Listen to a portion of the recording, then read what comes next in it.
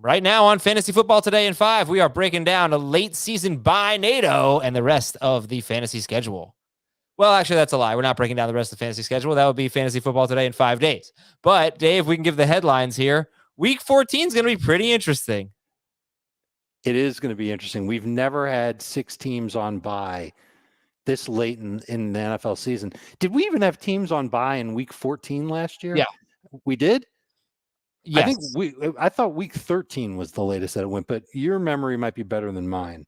But 6 teams on bye: the Falcons, the Bears, the Packers, the Colts, Jonathan Taylor, the Saints, Alvin Kamara, the Commanders. Who are the Commanders? Oh, yeah, Washington, the football team.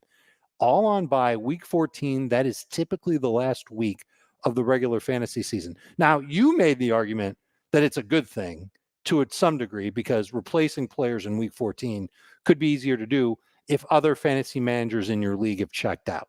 Mm-hmm. I think it's going to be tough if your team hasn't checked out and you're going to try and be competitive. You've got to plan ahead for that week specifically, especially if you're on the cusp of trying to make the playoffs. Imagine if you're on the bubble and you don't have your best running back, or you don't have Terry McLaurin, or you don't have Kyle Pitts. But you had him for the first 13 games, and you're the only team that had that best running back on your team for the first 13 games. I hope it works out, and I tend to agree with you, especially when it comes to kickers and DSTs. I love having those with late bye weeks, but this one's going to be tricky.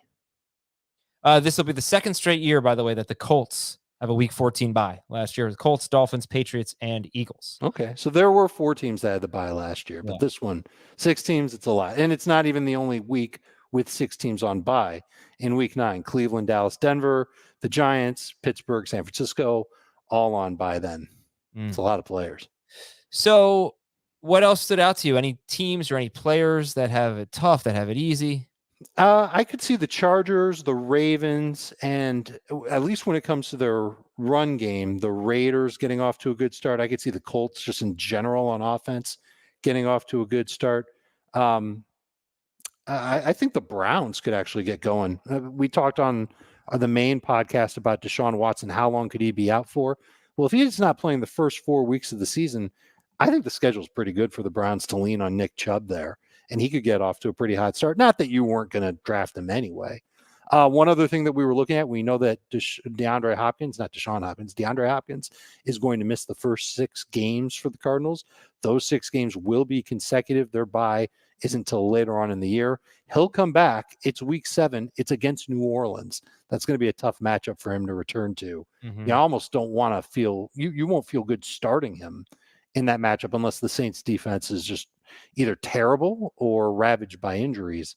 That's another one to watch, and another strike against DeAndre Hopkins.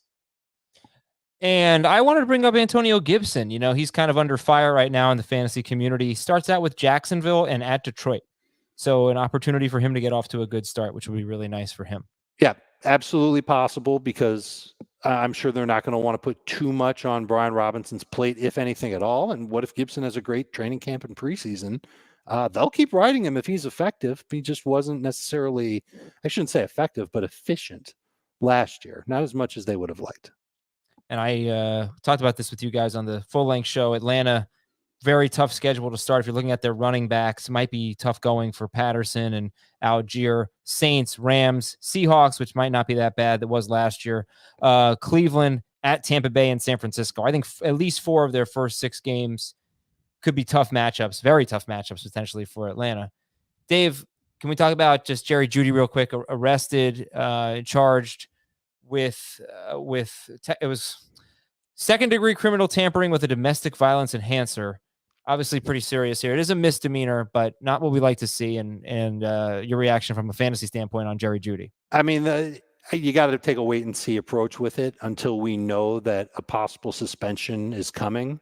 I think you just assume that he'll play all season, and he'll be a contributor to this offense. He was on the Broncos video. The Broncos did a great video to announce their schedule. He made a cameo in it. So I don't know if that means that the Broncos thought that what happened to him wasn't so bad that they had to pull him out of the video. You just got to wait and see. I wish I could tell you that he wouldn't be suspended. I can't say that for sure. Yeah. All right, Dave, thank you very much. This is FFT in 5. We will talk to you on Monday. Have a great weekend.